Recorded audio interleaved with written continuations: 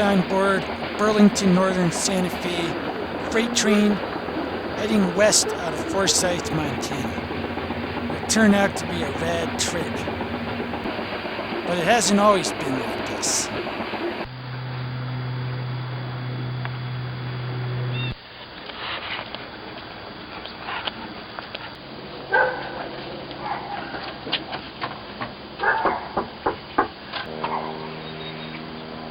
Hey, how's it going? What's up?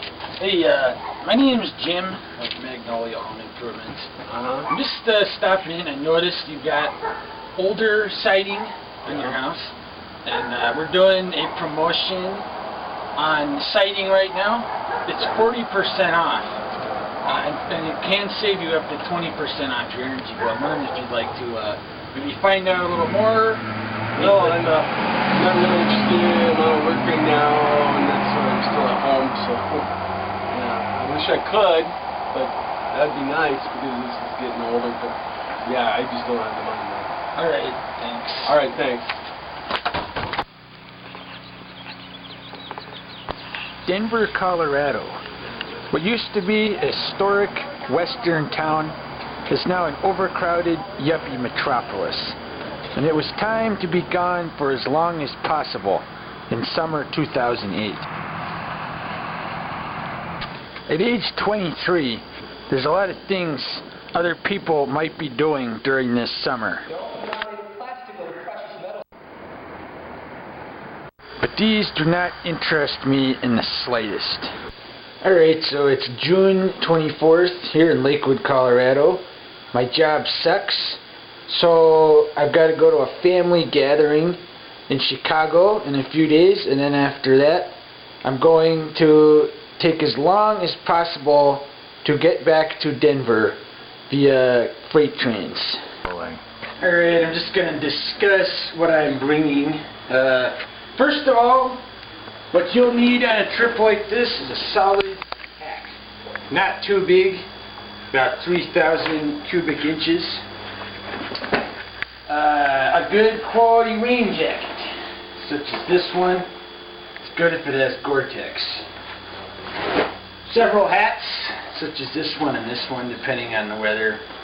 You want to keep the sun off you and stay warm, so I've got two separate hats. A good warm sleeping bag here, such as this one. Down is a lot more lightweight. So in addition to this, food and water. Everyone knows what that looks like. And then there's also some nice extras.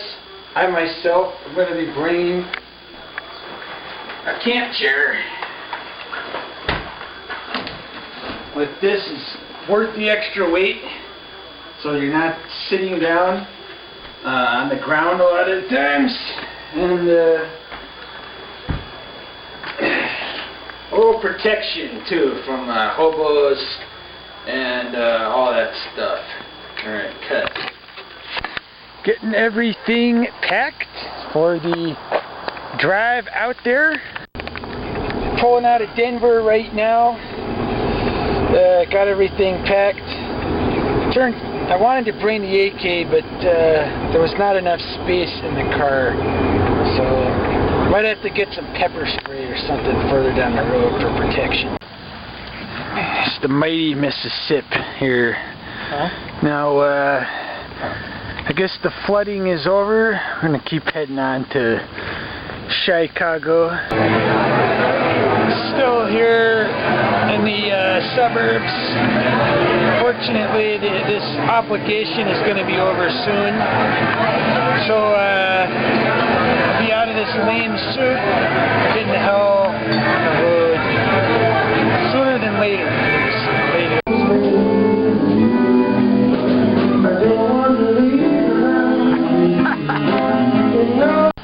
At this point, I've fulfilled my obligations.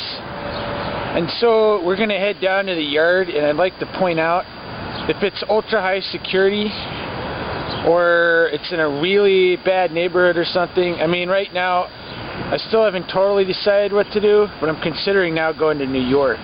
Before we go any further, I might as well discuss the chief reason why everyone I asked chickened out on going on this trip with me. Railroads have employed their own police for many decades. And for many decades, hobos have worked diligently to escape their detection. Railroad yard bulls are genuine state police and complete a variety of tasks, including investigation of grade crossing crashes and trespasser abatement. And it goes without saying that if they catch you on a freight car, they probably won't be happy. If accosted by the yard bull, there's a wide range of possible consequences a hobo can expect. From a simple warning to a trespass citation to several weeks in jail. Some people can definitely expect harsher treatment than others, such as bearded, grimy men with multiple felony warrants. Generally, yard bulls are only found in the larger rail yards in bigger cities, such as this 36th Street yard in Denver. As for the rest of us, if accosted by the bull on a freight car, it's best to remain respectful and cooperative. Act like a loser, and you'll end up in his cruiser. But if you play his game, he might only just make you get off the train. There are other vehicles in yards besides the bull. Many people cannot arrest you, such as this ATV checking brakes. One good way to beat the bull is to simply wait outside the yard in a place where trains go very slow and get on there. I'd also like to briefly discuss the issue of hitchhiking, as it is the main other alternative to freight trains as far as free transportation in the United States.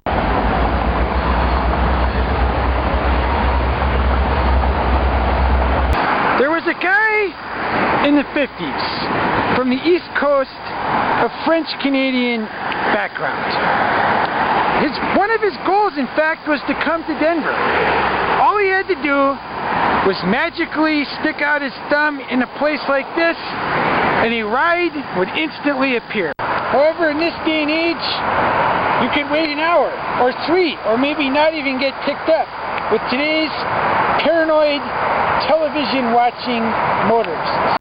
Would you rather wait here with a camp chair and a cold beer, or stand all day here and maybe go deaf from the noise? Alright, CSX 59th Street Yard. Alright, we're going to have to move somewhere else here. We'll go ahead and get dropped off at the CSX 59th Street Yard and examine the situation for a while. I guess I am going to go to New York now, so I hope I don't get pulled off in this area. As you can guess, there's a lot of tracks going in a lot of directions, so I'm definitely going to be smart about this, and I probably will wait till it's dark.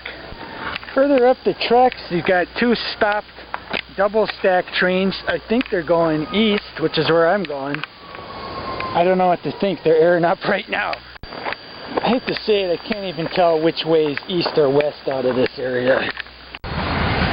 This train is just pulling out of the 59th Street CSX yard, considering taking off, although it does look like there is security.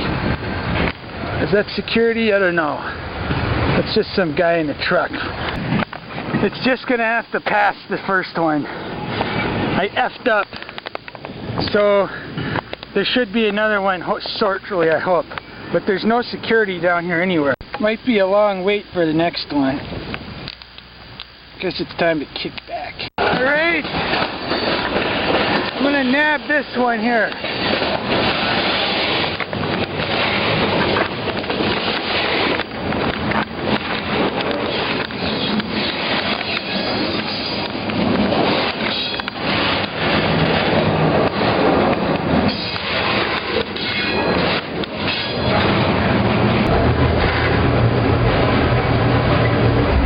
The train is now in Indiana somewhere, so that's the right direction.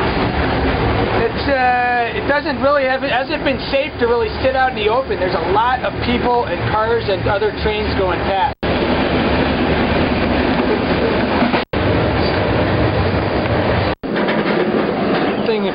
So basically blazed through the night. This is somewhere out in the Midwest area. I'm not even sure where. Like hopefully again is still going towards Ohio and stuff. It's been a pretty nice temperature and stuff. Lots of mosquitoes. Pretty much the exact scenery the entire time since I started in Illinois. Anyway, it's day 2 here. Going through Ohio. Still going east. So my goal of making it in 3 days is still possible. Although there have been a few junctions and I'm not sure where it's going to end up. It's going to go to Pennsylvania or Cleveland. So either way, it gets closer to the right place.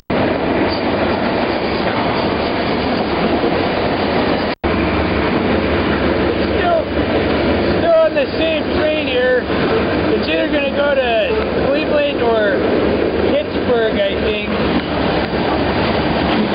It's been a lot less peak crowds than I thought. I thought it'd be next to the highway the whole time. It's been going through this forest the whole time, so it's been really pleasant.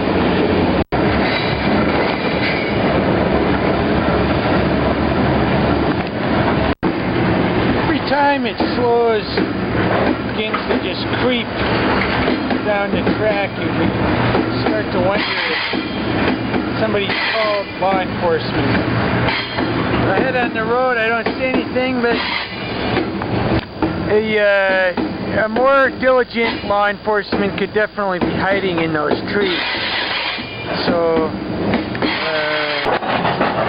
tension increases as the speed drops off even more.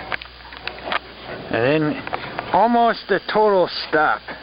A bullmobile could just blaze out of any of these thickets here, you know.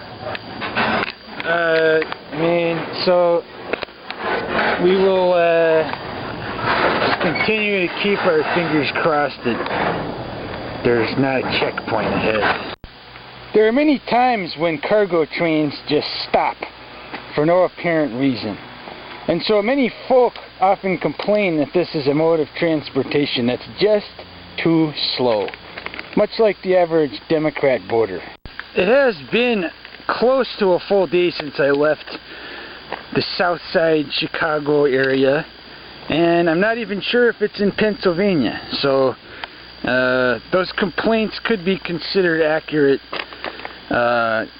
if you're in a serious hurry. However, in this case, I'm not. So it's no problemo taking a little more time, and after all, with gas at $4 a gallon, it's kind of worth a lot to save that. This would have been a K in gas to have driven this same route. One of my chief complaints about the whole thing is that cars such as these flatbeds here, obviously it's a terrific ride, completely unobstructed view.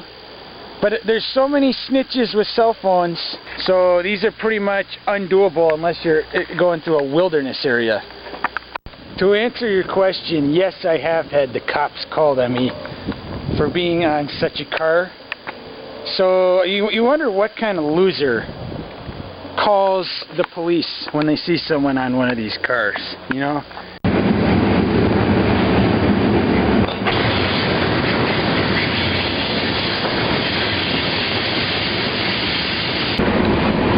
Gonna blaze right through Pittsburgh. Doesn't look like trains usually stop here, so I'm not gonna get off.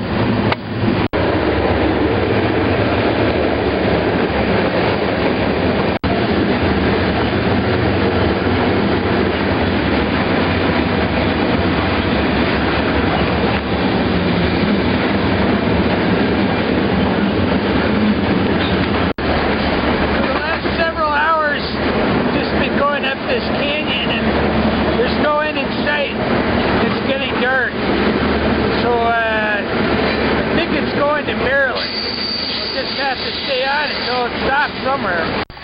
Alright, long story short, I got into Cumberland in the darkest hours of the night. So that's somewhere in Maryland. And hopefully there will be trains leaving here going further northeast. I think they go to Philadelphia. So from there to New York, it shouldn't be too tough. As it turns out, the Cumberland area is very historic. Among other things, this is the head of the Potomac River. So I'd be very leery about drinking the water out of the Potomac River here. We've all seen the effect it has had on the losers further downstream. Yeah, it goes to Washington, D.C., you know, that makes sense now. So, I've seen enough of this. I got a long way to go. I'm gonna head over to the train yard back. See if something shows up.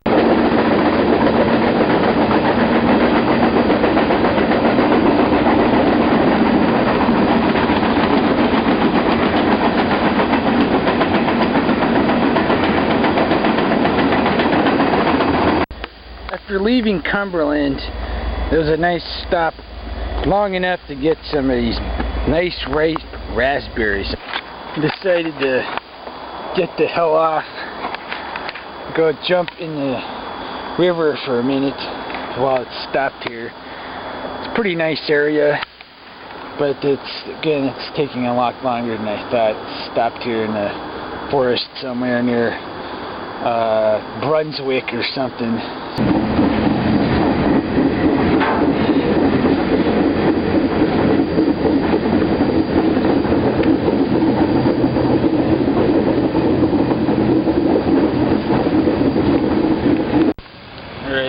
Long story short, a lot happened since the last clip. Just when it seemed like the train was going in the right direction, it made a U-turn into Thugville, and there's barbed wire fence on both sides, so it was tough to climb out over that. And so now, here in the Capitol, and yes, this is it. This is the home of the Jackass in Chief, right here. So I might as well have just come down here and seen it. And so maybe he's in there right now. Actually, me in front of the place. We'll talk more about this later when there's not dudes with assault weapons within earshot. A little bit to the east of the White House, we have another excellent tourist attraction right here.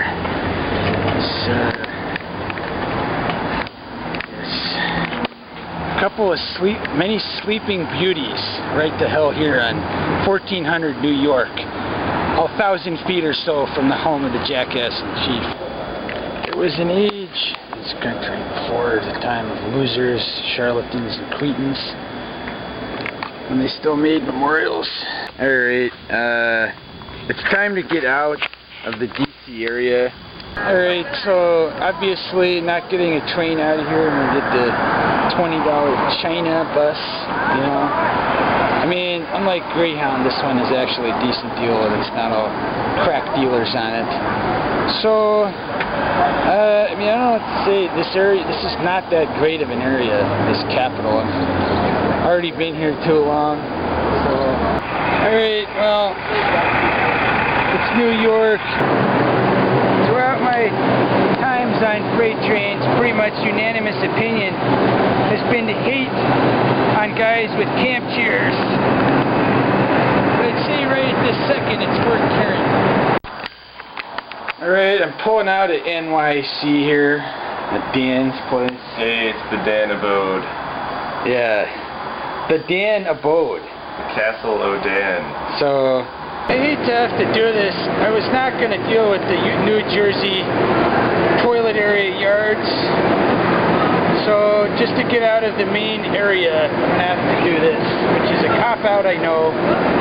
Regardless, I mean, basically, I don't have the time to deal with the yards getting out of here, and I'm not interested in it. And it is a cop-out to take scam track for me. But, you know, there was no other way to get to this buffalo. Got another engagement before the real trip starts, other than doing this, so I apologize for that, for making this part of the trip boring. The plan was now to go to Buffalo for several days and stay with a family friend. Afterwards, proceeding through Canada and Canadian Pacific. So I went across the border to find out a little info on freight trains in the area. Alright, across the border, I'm going to try to get some info about freight trains. See if they're stopping at this passenger station or if they come through here at all. Hey, I was just curious. I'm just taking some pictures. Do freight trains ever come through here? No. This is just the Via Rail? Via and Amtrak. Where do the freight trains? Over by the Peace Bridge, maybe, you think? Clifton. That's the only place you're going to see any freight trains coming off the Stamford side. Okay. Or Rob down through Stamford and then Clifton. Is that pretty close there? Yeah, it's only a mile and a half down the track. Okay. Great, thanks. All the trains from Canada through Buffalo come across one bridge over the Niagara. As you can see in this area, directly right on the U.S. side, border thugs from both countries are here. So basically, just walk across the Peace Bridge, which is a mile south. There's no reason to come on this, because there's border thugs, there's infrared, and it's just as easy to go the legal way. Right. Okay, I may go left. Hi. Hi, where do you live? Buffalo. Where are you going? I'm dropping him off at Bay Beach. Thank you. Can you tell me where the nearest gas station would be? First exit, there's one right there. Okay, thanks. The situation on the other side of the border looks pretty low-key. I'm not sure exactly what's going on. These trains seem to be doing some switching or something, so I'm prepared to depart. Got everything you need, food and cartridges of cold beer. Alright, still sticking around here. One dude mentioned that there are trains, some of the trains coming through here go to Detroit. So there's been some with auto racks, and I have avoided those, so I'm still hunkered down under this bridge, and will be so for the foreseeable future. Except for one small issue involving a police cruiser. That's it. Alright. I have been told to leave the country. Some snitch saw me under that bridge.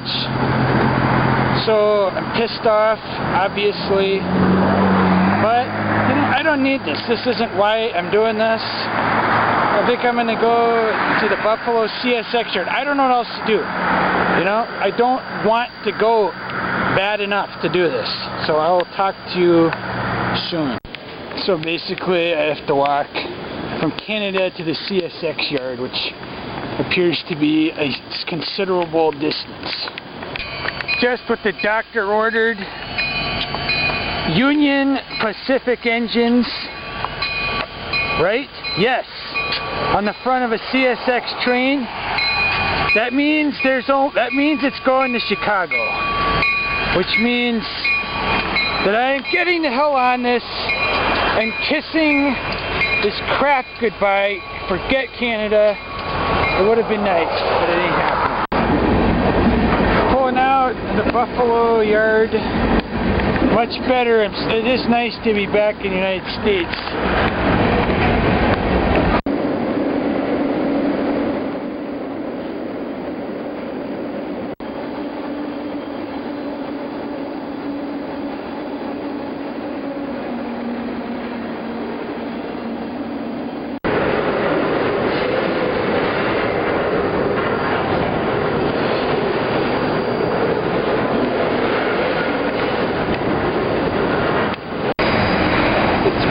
to always have an escape plan when you're hunkered in the middle of a yard. Right now, it seems like the about geographic center of the Cleveland CSX yard.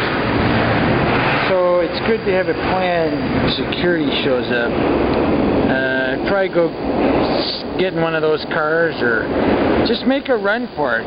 You can escape despite how formidable the situation looks. Do not think that the security guard will get you, because there's only one, and there's a lot of places to hide.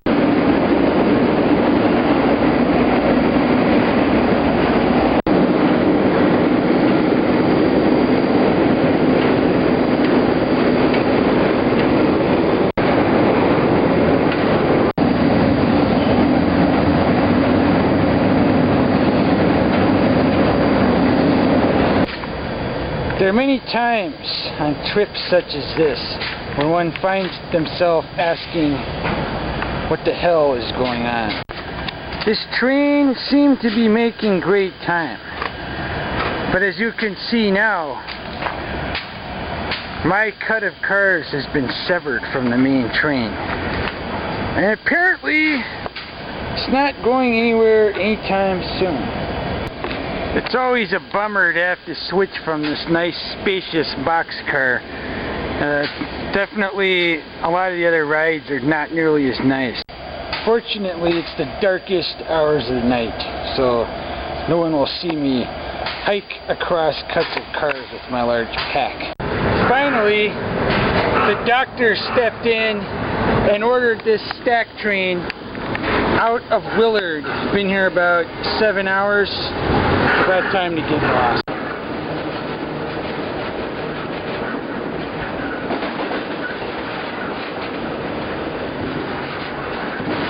Alright, it's jumped off basically exactly where this trip started. Up on this embankment. It's about 10 blocks south of where I got on. So,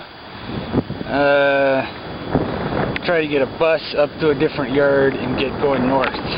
Notice the time of day it is, and then recall the time, and it looked like when I left the other yard area, yeah, it's been about 8 hours of solid hiking towards the Canadian Pacific yard, and I'm still not there.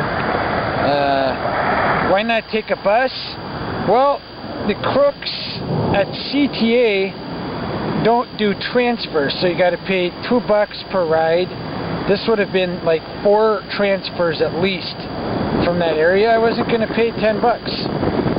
So maybe that's something Obama can fix. What a convenient location for a police station. A slow departure out of the yard, it makes for an easy nab in the darkest hours of the night. Arrival in downtown Milwaukee.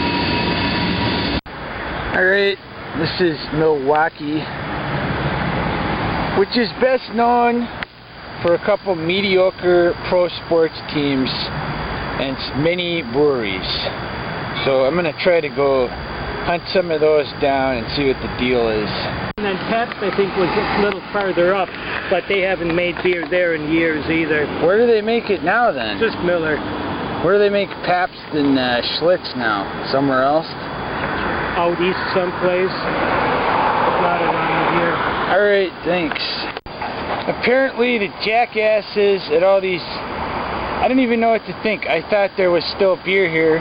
Not Miller. That's not what I'm talking about. As far as I can tell, this is the only independent brewery remaining. Apparently, these losers are not even interested in free publicity. So, I don't know what to say, you know. They used to make beer around here, now it's a bunch of jackasses. And so, apparently, all the beer is made at Miller now. PBR, Schlitz, all that stuff. The old Schlitz building, now converted to some other kind of deal.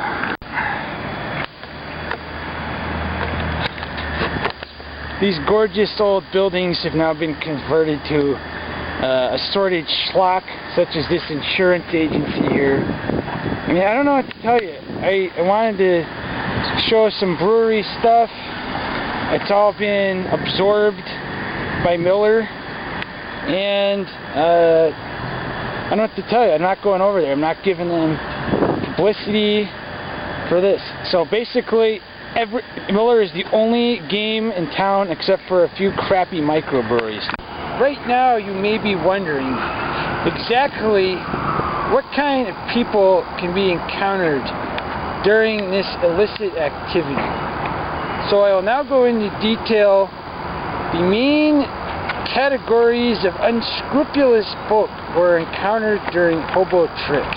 Because rail yards are located in the more rundown districts of town, it's more likely to encounter certain groups of people there than you might otherwise. The first category is the psychotic serial murderer, who is known for throwing his victims off moving trains and pushing them underneath the wheels, as well as employing a variety of tools, such as railroad spikes to inflict grievous wounds. Because these murderers are not easily distinguishable from any other person you might encounter, generally it's best to just be safe and not get on any train car with someone you suspect being a psychotic killer, as well as not standing close to the track with a train going past with a sinister guy right behind you. The large remainder of more docile types encountered chiefly consists of homeless men. When it comes to transients, all of them share some characteristics, such as extreme alcoholism. But there are also some key distinctions I would like to now make.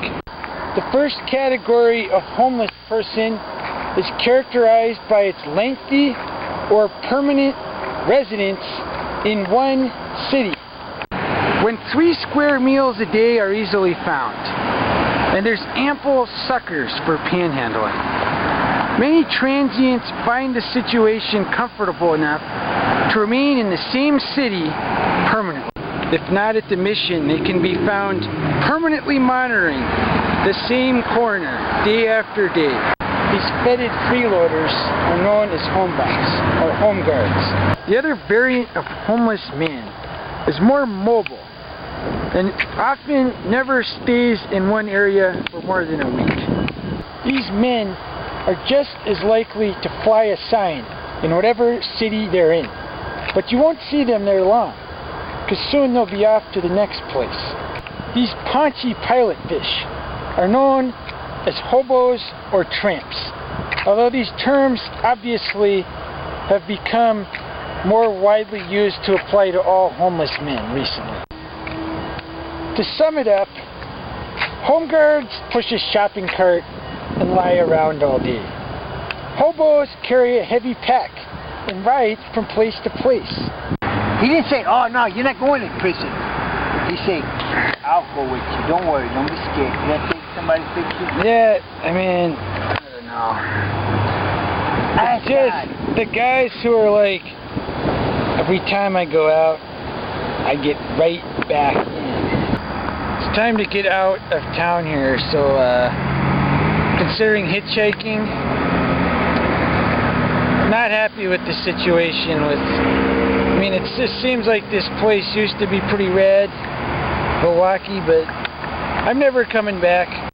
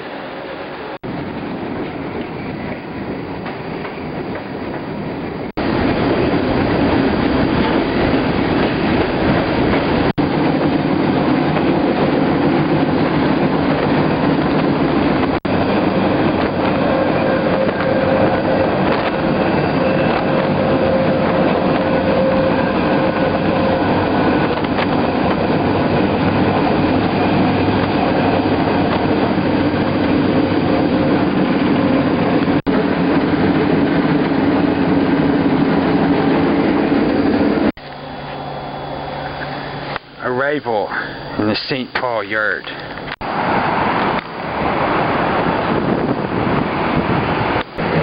After only 20 or so minutes in St. Paul, I can already see why it is the ugly duckling of the Twin Cities. There's absolutely nothing of any interest whatsoever. Right here, yuppie condos line the waterfront.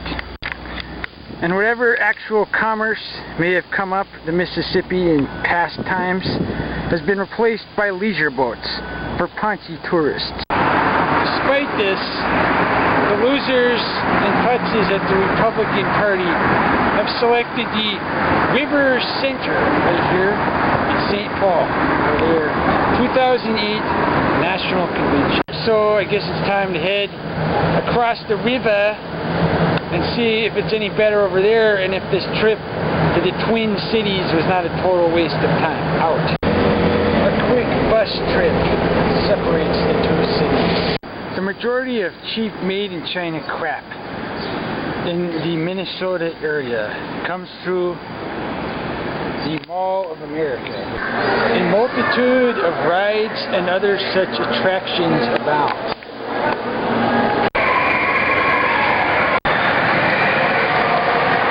But be prepared to shell out. And I'm not on that kind of a budget this trip. Despite the multitude of standard mall schlock, as well as unique specialty stores,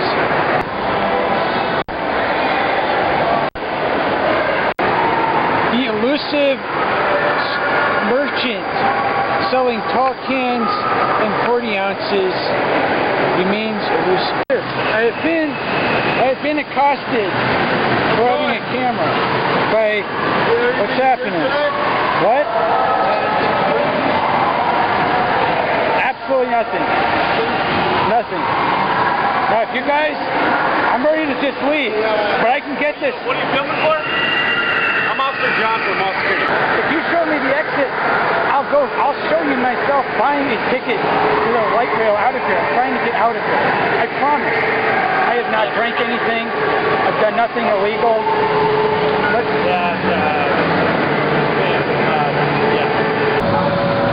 I gotta get out of this place. It was time to leave before I even got here. I apologize for not having more of that earlier incident. When the cops show up, I turn the camera off. I mean, I don't mess with the cops. Mall security, no problemo, but when the cops show up, I mean, I'm cool. They'll let me go immediately because they're not jackasses. So, it is time to get the whatever out of here. So, out. In the gloomy, dark shadows of St. Paul, I make my campsite. A glum day in Minneapolis. Intermittent rain the whole time has sequestered me in this boxcar on a siding somewhere. I've been, I don't even know where the track is. It's raining. Long story short, I do not know where the track to get out of here is. Everything here is not going anywhere. And it's raining like crazy. The cars begin to move. I haven't a clue which direction I am now going. The cars that began to creep forward. I just decided any place but here. But then they just back right up. What the hell? And then comes back to a stop pretty much right where we left from. This BN has just pulled in. Pretty spacious. Pulls into a large yard and comes to a stop. Rail yards can be unnerving places in the dark. Between these sinister corridors of cars. Still stuck here in Minneapolis. I'm just trying to figure where the hell we can get out. The entire thing is fenced off. There's dudes driving around. So, I'm gonna have to just climb over a bunch and find a fence a hole in the fence or something. I've got to get out of here. After a successful escape, the stack trains just showed up on the main line. Just rolled into Dilworth, finally out of Minneapolis. And I'm going to have to switch trains because I'm going to try to get one down to Laurel. Most of these stack trains take the High Line, which goes way north. Since there's time, I'm going to try to get to Laurel and then go to Great Falls and up to Whitefish from there. Directly west of Dilworth and Moorhead is the main cheese of the area, Fargo, North Dakota.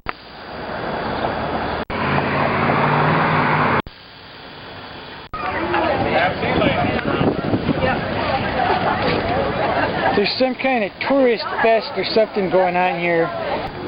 Roger and Vicki Ferris operate Art from the Farm. They're from Toledo, Iowa at the Fargo Street Fair and have all these nice wares, as you can see. So, where do you get this barbed wire? Do you, From other farmers. We're farmers ourselves. And then other farmers have tore out their fences. Great. They could get it and recycles it. All these times I have to climb over these fences. I can recommend quite a few that need to be taken down. Take down. There you go. You know? Yeah. So is this your full-time occupation? Well, or? we're farmers. Okay. So we yes. actively farm, but our son farms with us. So when we're gone to the shows like this, he's at home and he takes care of the farm while we're gone. Terrific. Well, very interesting exhibit. All right, I'm going to explain what the plan is, team. Listen up, gang. There's two ways you can go west out of the Fargo, Dilworth area. Number one is the main High Line route, which goes towards Seattle, going through Minot, up to Whitefish, Montana. However, this is not what I'm interested in. I'm interested in the other route, which goes southwest to Laurel, Montana. The High Line route has plenty of stack trains and freight, and it's very easy to travel along. And both of these routes are BNSF. Many folk who prefer to travel by means other than personal automobile often resort to desperate measures.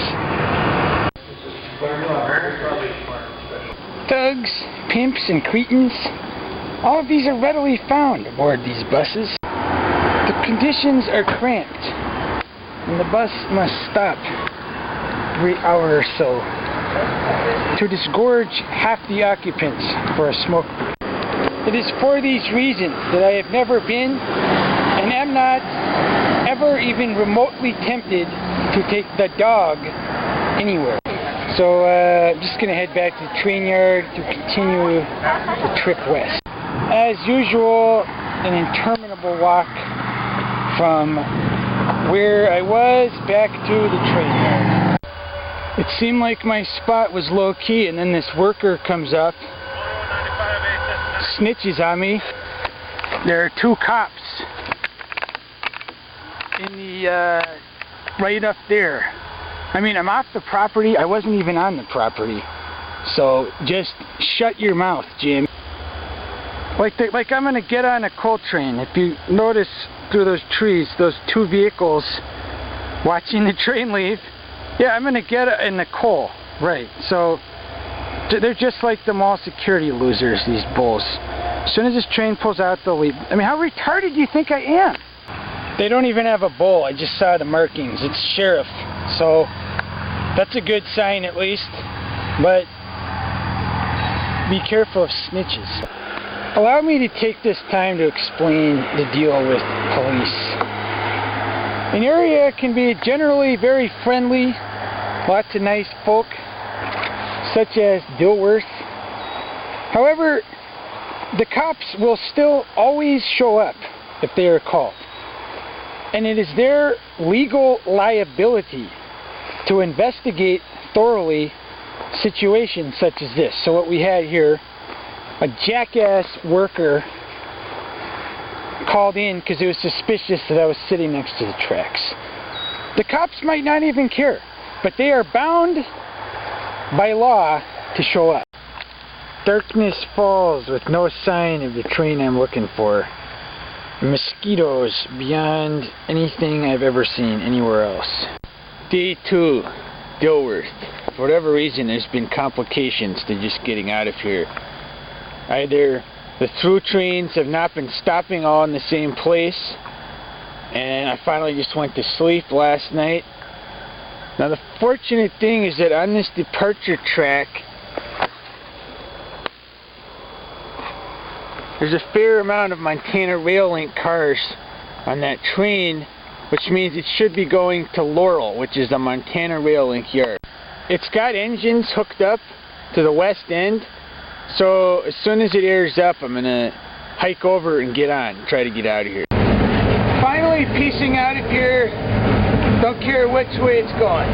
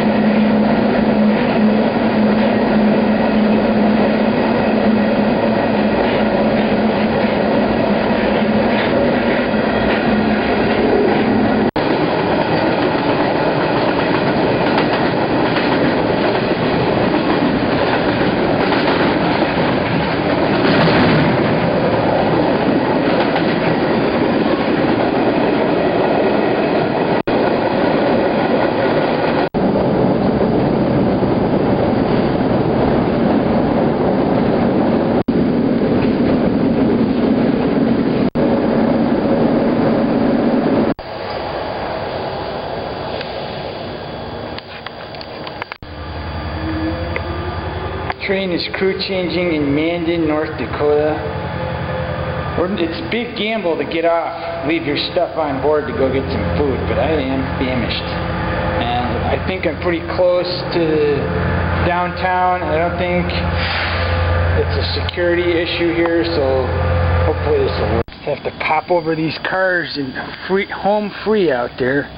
Hopefully there's a food mart or something close.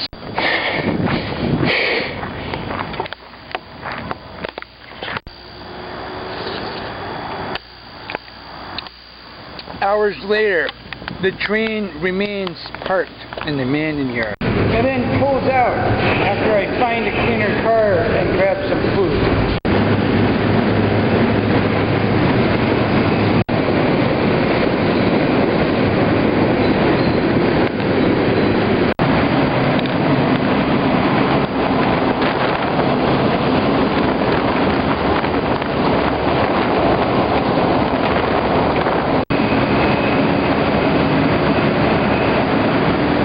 I just have to say it is about the hell time to get out of the congestion and into the American West.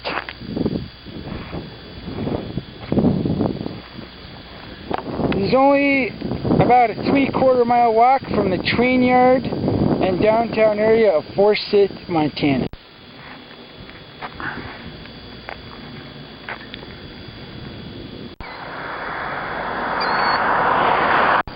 The Rosebud County Courthouse was built in 1919 and is on the National Register of Historic Places for exquisite architecture. So if you get pulled off in Forsyth, at least you'll see the judge in a very picturesque setting. One of the real capers going on freight train adventures. Even more so than staying out of sight and staying unaccosted. It's finding the cheapest prices on beer. These prices basically on tall cans across the board are a rip-off. But fortunately, this store is not the only game in town. However, their prices on mini bites are exceptional. This swimming beach on the Yellowstone with water about 50 degrees.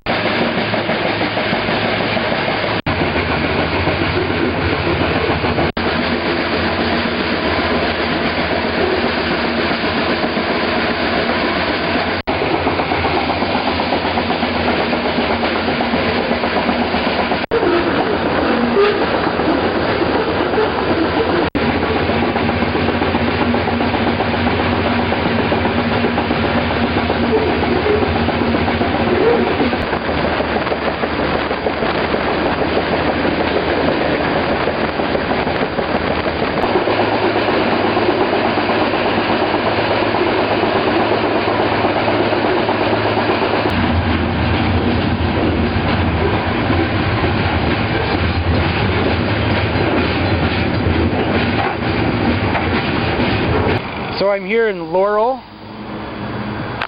where the monster BNSF Montana Rail Link yard is, branching in 5 directions, and I'm going to head over to the Great Falls line now that I have some provisions.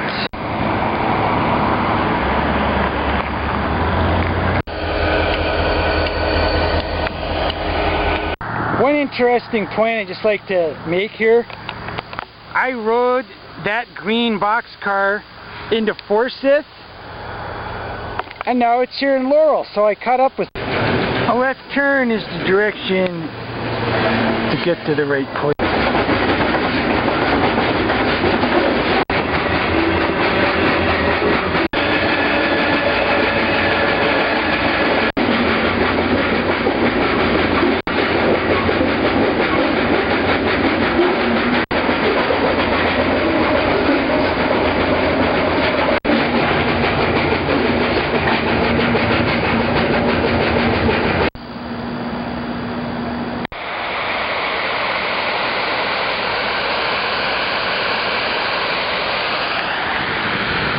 The Great Falls areas turn out to be very pleasant.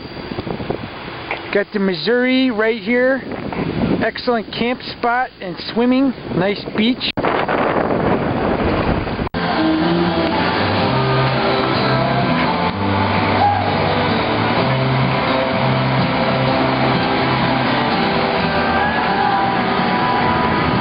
One of the common questions I often entertain when discussing the lifestyle of traveling cheaply is, what do you do about food, Jim?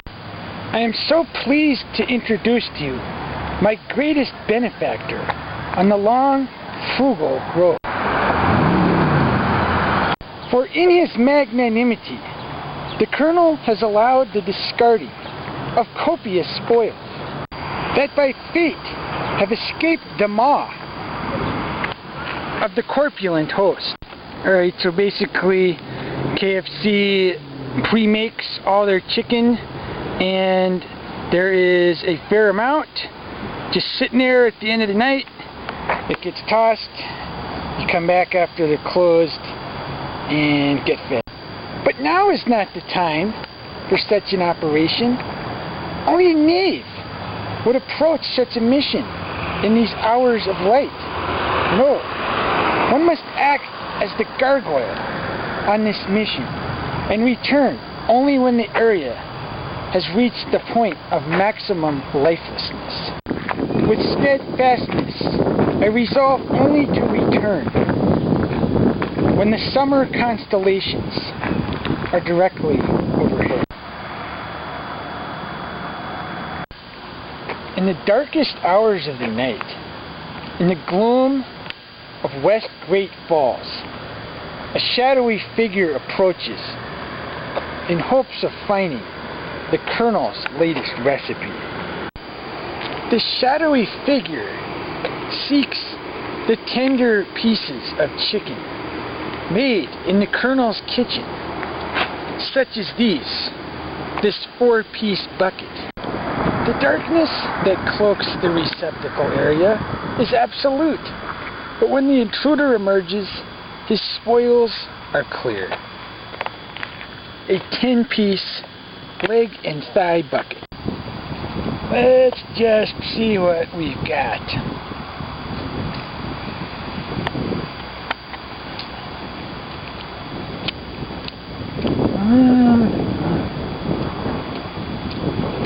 That is what the doctor ordered. Oh, what? Look, I mean, I just wanted to say before you get too offended and condescending about someone just eating a little second-hand food, I'd like to just point out that you're the one with the kid in rehab, you know, not me. You're the one who's going to have to get liposuction, not me. You're the one, you know, with the social disease, not me. So back off. So I've been in Great Falls the last 2 days. Here's my campsite right on this beach on the Missouri. Right up there across the river is the main drag. There's a KFC right behind those trees. As idyllic a situation as it appears, it's time to leave before things get too stale. I've enjoyed swimming in that river and all this stuff, but you know, you gotta get out before you get totally bored of a place, so I'm gonna head up to the train yard right now, July 25th. Generally, I eschew hitchhiking, except in certain instances. Like here in Great Falls, the tracks where the train pulls out right by the yard, they're adjacent to the hitchhike spot.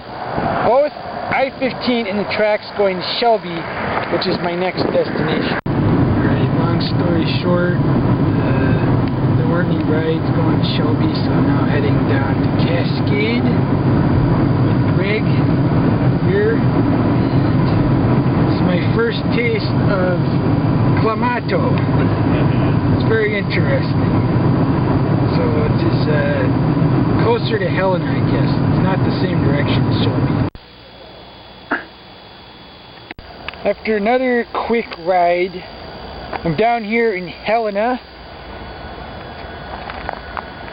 which, despite it being a Friday night, I have the feeling is still almost entirely deserted.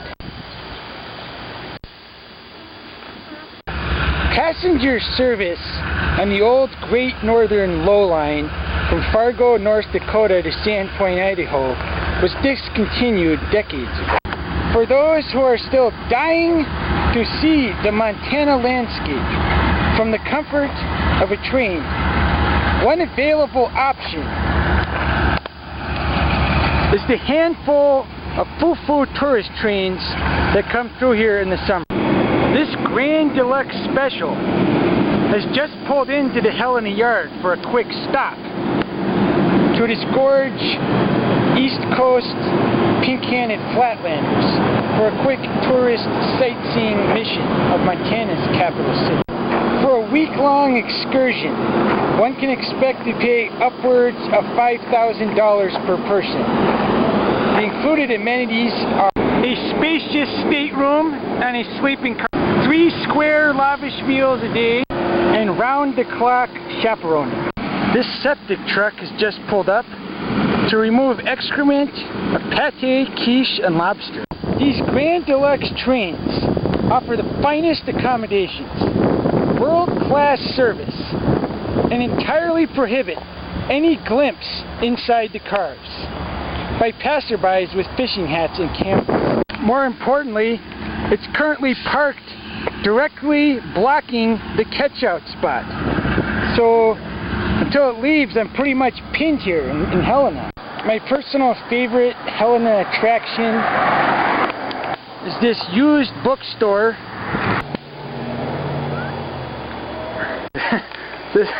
This is the owner, Richard Van Nice.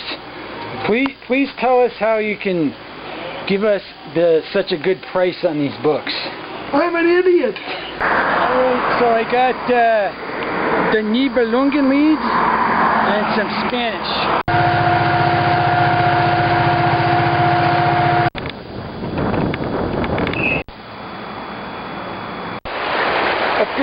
living in Missoula, definitely decided it's just kickback time.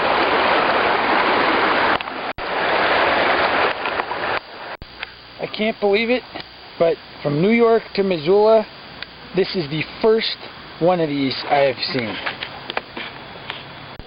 Some kind of a shindig going on with the Missoula tracks. Usually not my bag, but I thought I'd check in anyway. Here's all this fire.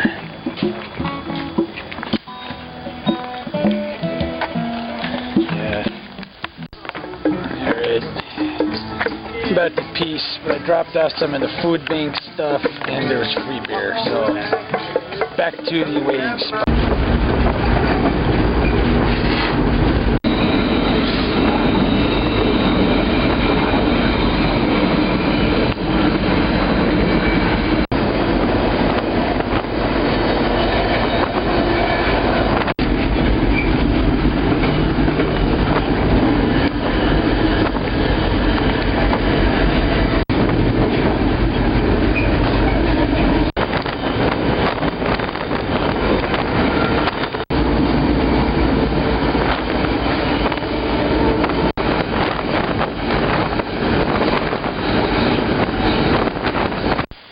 As the train comes to a halt, somewhere in the far north Idaho panhandle, allow me to take this time to discuss one of the chief dangers for hobos in this area, the wildlife.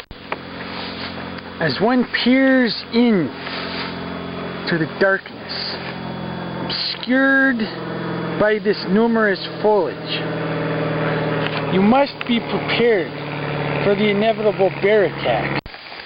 The grizzly bears in this area are entirely bloodthirsty and will have no moral qualms about chomping your body in half, which they can easily pick up in their large frying pan-sized paws.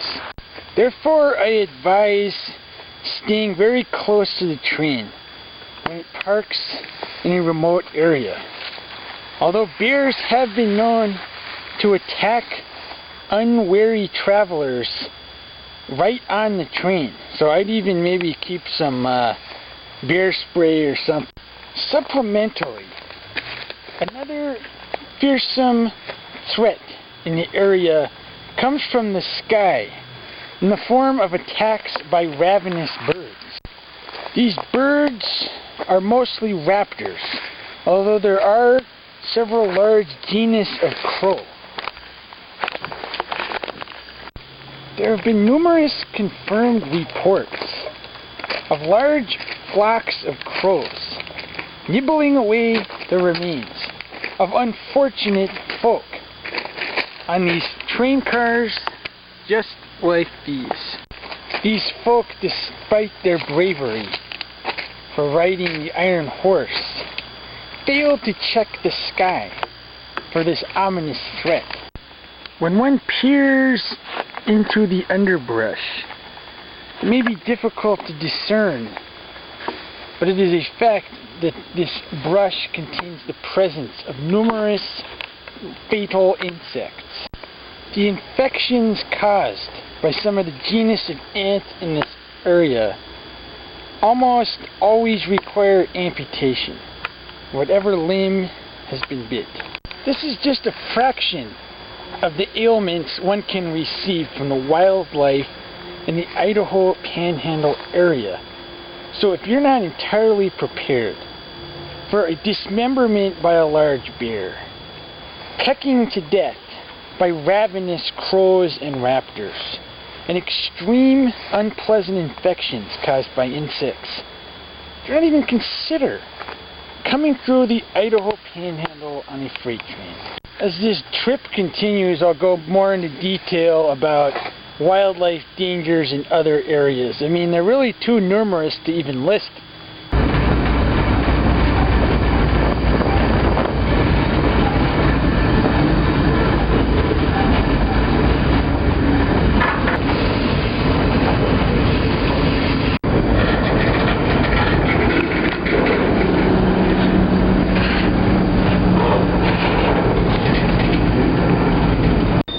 Alright, the train is coming to a stop in the Hauser Yard.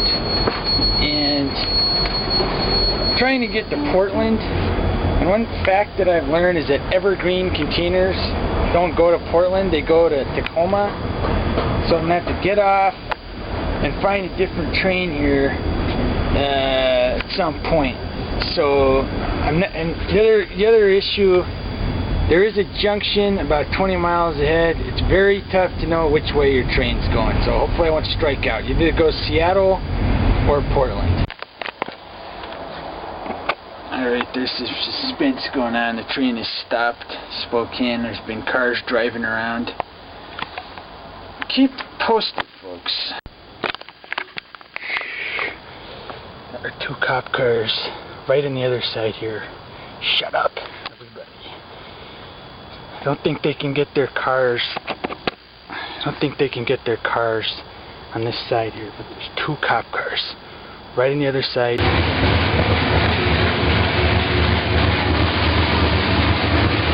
Alright, everybody relax. Crisis averted. Pulling out a Spokane right now. It just gotta hope it makes a left turn up here. It goes to Pasco and not the other way. Finally going the right way at one of these junctions. So it's going to Pasco. Good stuff.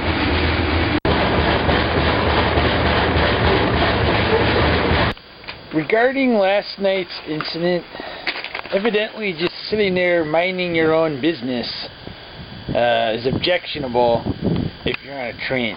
So it stopped. I don't know how at midnight they saw me, but it takes more than 2 cops in the blackness of night to catch the Stobe Hobo.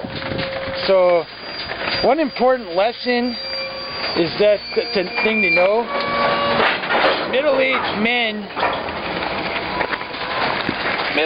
men cannot see in the dark, and they always need their flashlights.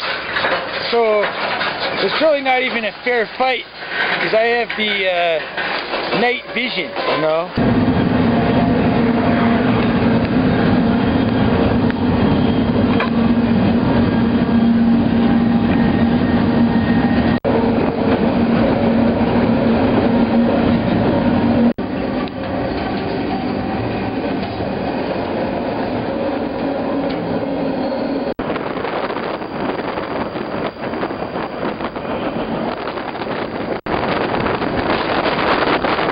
I am going to be meeting 2 fellow travelers in Portland. They're probably not going to be that excited to be on camera. These other 2 travelers and myself are collectively known as the Colonel's Freight Crew for apparent reasons. Now rolling into Vancouver, Washington.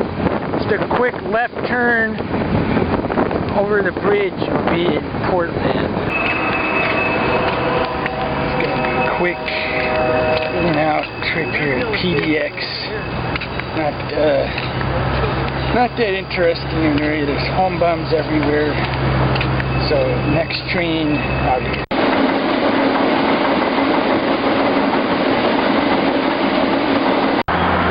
Trains Union Pacific all the way from Chicago reach the terminus, the Seattle Argo Yard. Now officially coast to coast in a period of 5 weeks. So definitely more than half over now. So I'm not sure what the plan is next. This is Seattle. Yeah.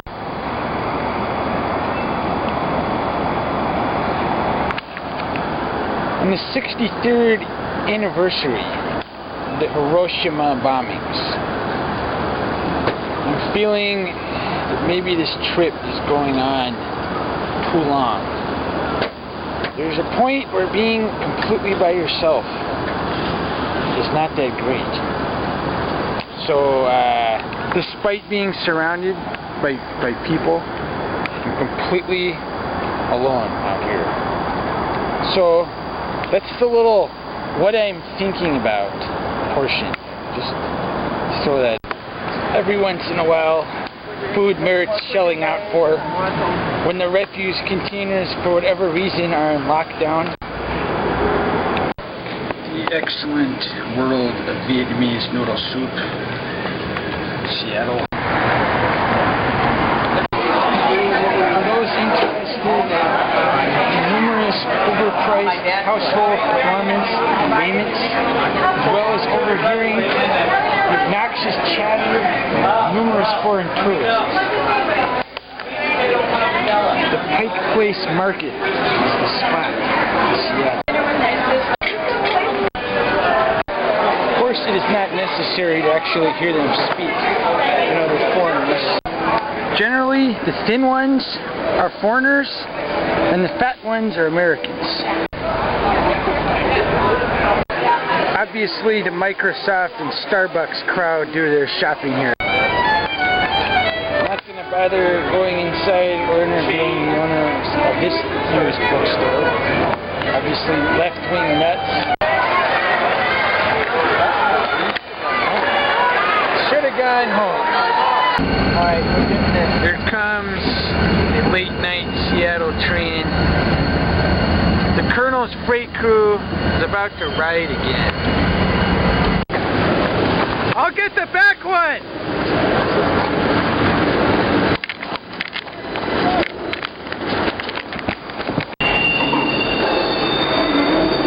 The Colonel's freight crew rides again!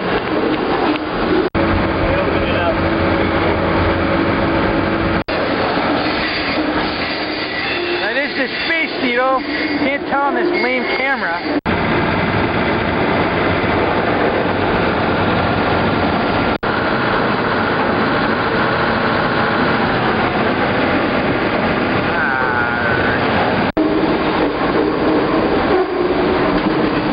So, in the Spokane yard again, where the cops won't show up. Right back in Hauser, Idaho. Just here 4 days ago. Now waiting at Hauser Yard D2 for this JB Hunt stack train to pull out. This train is headed for Chicago via the High Line, but there's no interest in returning to Dilworth and Minneapolis. So Whitefish is the next stop, and it'll be the last stop on this train. So the Colonel's freight crew has been largely mum on this trip. Why don't you guys add some dialogue instead of me for a change? Go ahead. This is Wingman. As the co-star of this movie, I'd just like to say that it's image is what it's all about, riding the trains. Yeah, you got to get yourself a shirt. First of all, you got to get something like this. Cut off the sleeves, dark black. Kind of comes out looking a little like this. This kind of color. The lighter it gets, the better. So just remember, when you're riding trains, it's not the train you ride, it's the suit you wear. So the bottom line is, it's about to go through this big fuel station. There are cameras all over the place now. I've gone through there before and it hasn't been finished.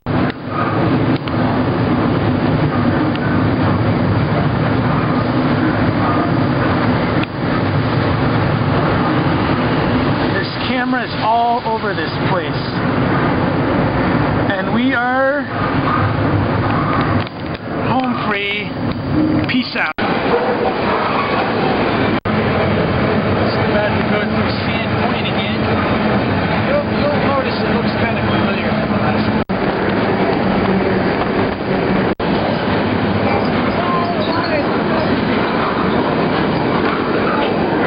It is absolutely diveable off this bridge into that crystal water. Right here, no guardrail or nothing.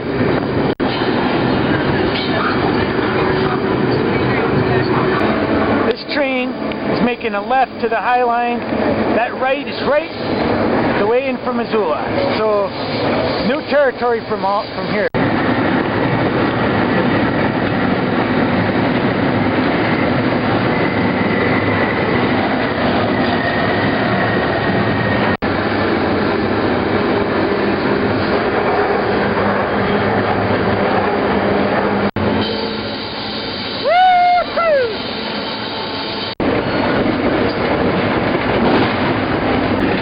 there's a really big tunnel coming up. Everybody's worried that we might suffocate in it, so hopefully we won't, you know. Tension's building and we're slowing down. Tunnel mouth should be right around this corner here. There's been numerous deaths going through this tunnel. So we're all writing out last testaments as we approach the entrance.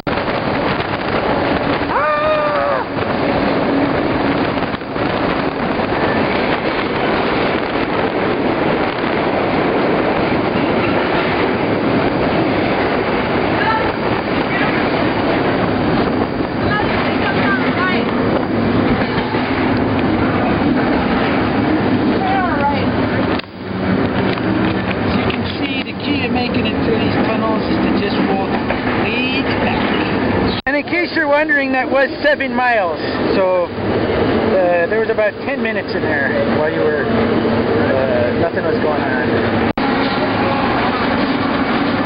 I have got to just hand it to J.B. Hunt and his trains. Absolutely the fastest way to get anywhere. We have blazed from Idaho and have not stopped one time. Very laid back, too. This is Jim, sitting in his camp chair, which he really appreciates a lot.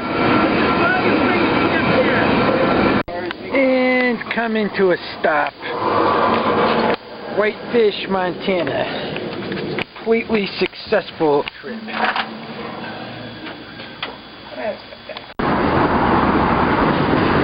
First sample at the Great Northern Brewery is free. 1 per person per day. It's the 3rd Street Market in Whitefish that we've settled on. You have to actually look. Breakfast is served every day. Buffalo Cafe.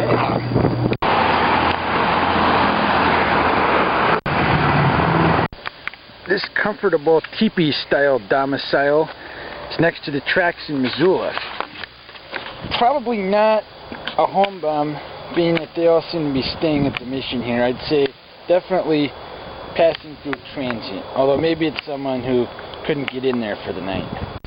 This is John Sneak Lingman, also known as Wingman with the Colonel's Freight Crew. What's train riding all about, Sneak? Hi, Jim. Train riding's all about wearing a tough guy shirt.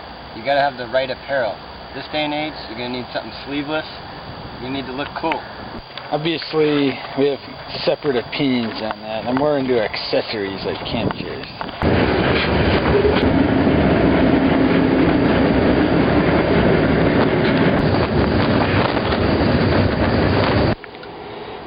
Colonel's Freight Crew finally gets to hook up at the hell in that Colonel. Been striking out up until now. That is like a 20-piece bucket. Zombies walk by me. Oh, grandma. Oh, grandma. Oh, grandma. You were looking for change. No, my name is John Stone. Your last name Stone? Stone is the last Telling me name. the truth? Yeah. I mean, I ain't got no way to prove it. You know, we're getting ready to leave here. I don't know. I mean, I can go. I don't know what to do here. That's my last name. So these two ruffians are gonna now split up. A little fun time is over.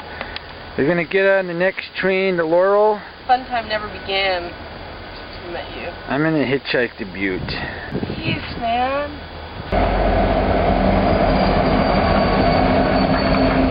Well, they're right in that car. It was fun. Back to Jim by himself as usual.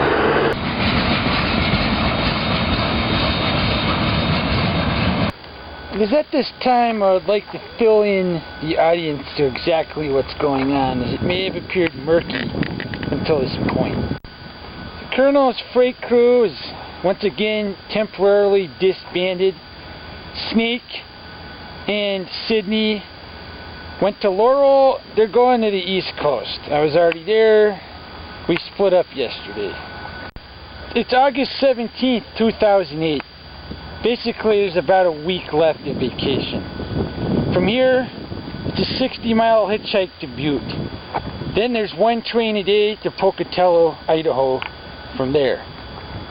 Many trains from Pocatello to Cheyenne, Wyoming. And from there, BNSF goes straight south to Denver. The Stobe attack has devastated from Chicago to New York, ransacked the East Coast, and then blitzkrieged across the country to the West Coast. And at this point has then backtracked to Helena, Montana. Trains with Boeing 737 fuselages go from Kansas City to Pasco, Washington.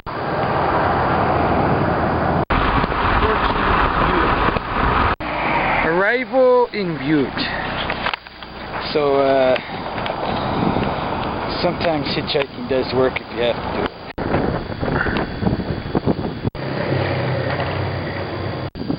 The city of Butte, in southwestern Montana, during the early 1900s was one of the most important mining cities in the entire United States. However, it is clear that in 2008, whatever vitality this city may have had is 100% gone.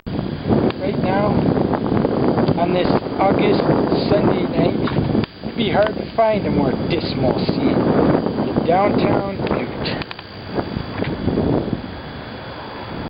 There's entirely no shortage of white trash, thug, and gangsta types walking through the streets, and very few respectable looking folk. The closing of the main mining operation in the 80s has left many buildings boarded up. The biggest tourist attraction is this monster open pit copper mine closed in 1982. There's supposed to be a toxic lake at the bottom, but the only way to see it is to pay an admission fee. Nowadays, the most prolific mining is for the mother lode of societal flotsam and jetsam that currently inhabits the area. Supplementally, this is also the home of Evel Knievel, and they'll never let you forget it. The old architecture is definitely very gorgeous. There's all the old theaters and music halls and that stuff. Obviously, this was a cultured area at one point, but those life-affirming forces obviously perished in the city of Butte well before the end of the last century. Unbelievable! Look at all this stuff. Unreal! Just when you thought this was just gross stuff, I do not know if I can drink all this stuff. Look at all this. Everything's in here. Alright, 2 days later, still here in Butte, Montana, for several key reasons. First of all, it's a 4-mile walk from Butte to the Union Pacific train yard where the daily train leaves from. The yard is a lot further out of town than where I'm staying now, and the train leaves at 8 in the morning, so that obviously makes things a little inconvenient. Finally, I'm just not in that big a hurry to get back to Denver for the Democrat convention, which is starting next week. Alright, they're putting the train together right down in the yard. I have to just point out, there is a lot of potential for making some kind of a residence under this bridge. I mean, you take 2x4s, stretch them across here, make a nice bunk bed, you got a good roof, very cozy in here. If I was gonna home bum it, this is probably where I'd go. Right here in the Silver Bow overpass over the train yard. There have been numerous reports I have heard recently of a pernicious bull in Pocatello who does search for riders in the area. The last 2 I heard got 5 and 7 day jail sentences respectively. I'm not interested in that, so it's going to take some commando style efforts to avoid accostation. The Stobe Hobo is currently on a 1.5 month streak of police-free train riding. It is not going to be a stay in the pokey pokey that's going to break it. Hopefully. Like a patient jungle cat stalking a giant worm, I await, looking for any signs of movement from the steel beast.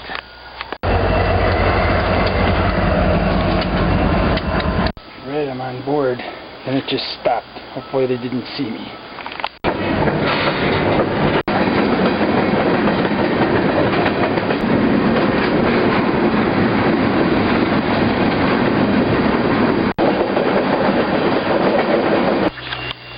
So far, so good. Train is stopped a little north of town for some reason. Just get off while it's safe. It is at this time I would like to discuss the Pocatello yard and its bull. Much of the perimeter is fenced off, making me wish the folks from Art on the Farm might have come in. Admittedly, security has been light for the bulk of this voyage, but it is a confirmed fact that in the Pocatello yard exists a hardcore vigilante bull. It is confirmed that trains are searched for riders in this yard, and that you can be arrested just for being on the property if you have a pack on. Eastbound trains pull in very slowly and stop on the main lines, just here a little bit west of the depot. And I admit they resemble low-hanging fruit. But I am going to take every precaution to ensure that I am not ensnared and given a very hokey turn in the pokey pokey. Oftentimes there's checkpoints on several overpasses where someone's stationed above to look down for riders, and then the bull is down there ready to arrest them. A formidable threat from the sky. That worker vehicle down there looks like he's up to no good. I'm not positive what his intentions are. At the Pocatello yard office, there's many vehicles parked out front. It's definitely elusive to me which vehicle the bull drives, because I've seen men coming and going in these vehicles. I haven't seen anyone, A, in a police uniform, or B, in plain clothes, but still with a gun. I wouldn't really mind just waiting around for a while, just waiting for him to show up. Except, it's now Friday at about 4 p.m. And if my guess is correct, this bull, like many others, keeps a schedule of 9 to 5 Mondays through Friday. For this reason, I'm going to have to step up the efforts to locate this guy before his shift ends for the week. Just to be safe, I have donned this yellow bike shirt and lost the telltale fishing hat, so I cannot be confused with any train rider in case the bull spots me and wants to ask any questions. Therefore, I'm going to resort to a little technique known as flushing or baiting the bull. Basically, the Union Pacific Company encourages snitching from the citizenry. I saw a couple trespasser-looking guys in the area. I wasn't sure. They might have been like going to get on a train. I saw someone said I should call up because, this is in Pocatello, Idaho. Nothing happened. I didn't see anybody come out of that office, so I don't know what the deal is. I've heard about him. I don't know where he is, so I'm disappointed. I wanted to see him later. Alright, day 2, Pocatello. Camped out about a mile to the east of the depot in hopes that the next eastbound to Green River is going to pull out slow enough to get on. Even though I've not seen any evidence of them searching the trains, I don't want to chance it, you know what I mean? A much safer place has turned out to be the very east edge of the yard, where Pocatello trains are built to destinations to the south and the east. Out Out of this yard, trains go either to Green River, where I'm headed, or Ogden, Utah. I'm going to chance this. Hopefully it'll go to Green River. So far, so good. Getting really close to the junction where one track goes to Ogden, one goes to Green River.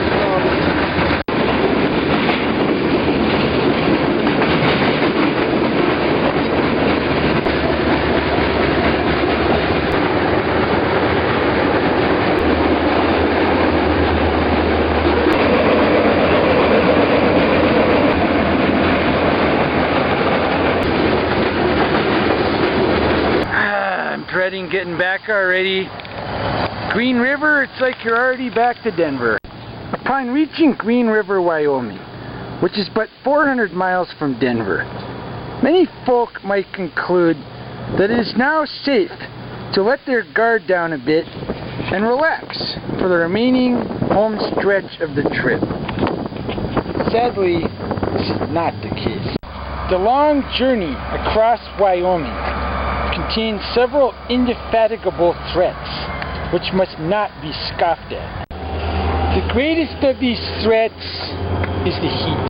As one gazes across this vast landscape, they cannot help but observe that it closely resembles the surface of the planet Mercury.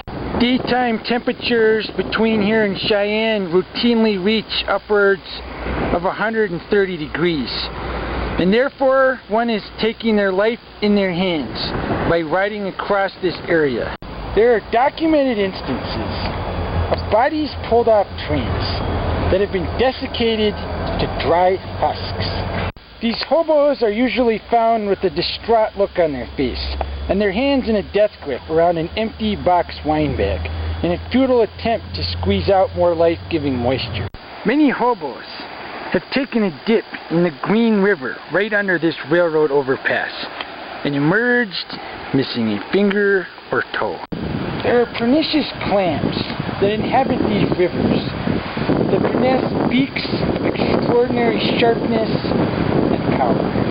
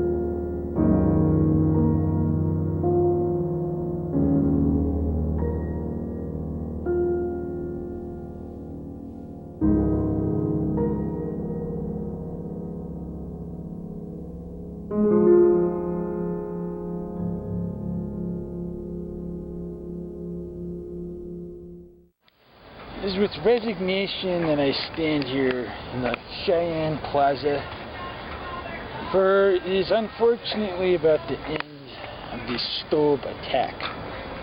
After a long trek across Wyoming on the UP Overland, it is about 120 miles on Burlington Northern Santa Fe, south to Denver. It's nice to stop in here for an hour or two.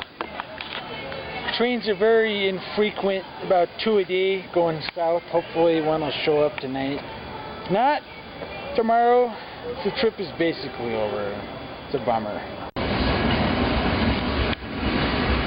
The darkest hours of the night, train blazes through my old college town.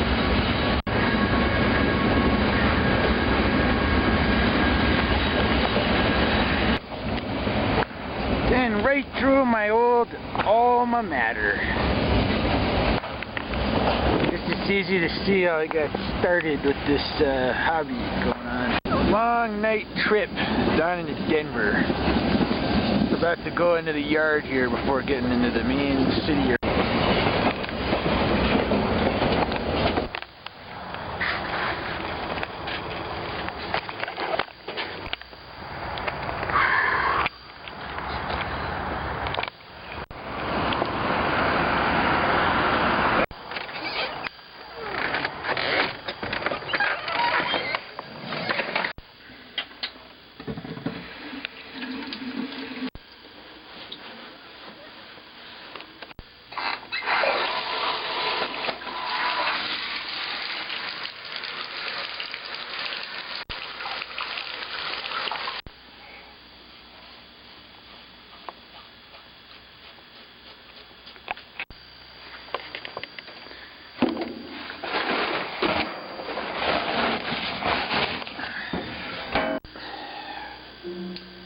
Well, that's the whole trip.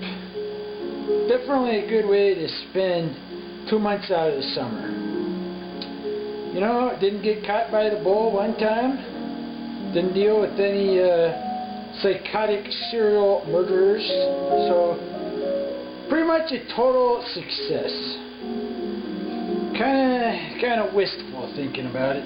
You know, lots of fun. The problem is, I didn't really think ahead, as in what to do after the trip, because, I mean, I'm back here, I don't have a job, still living in my dad's basement in Lakewood, Colorado. Now that I think of it, it's going to be pretty nice weather, actually, for at least another month and a half or so.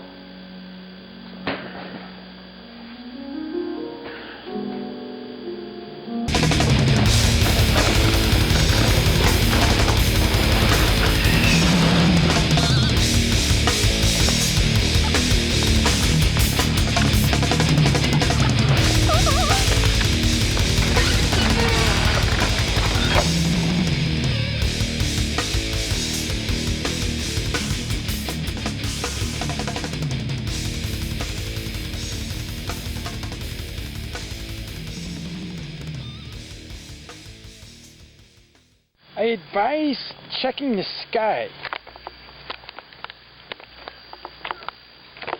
very frequently for the presence of these raptors.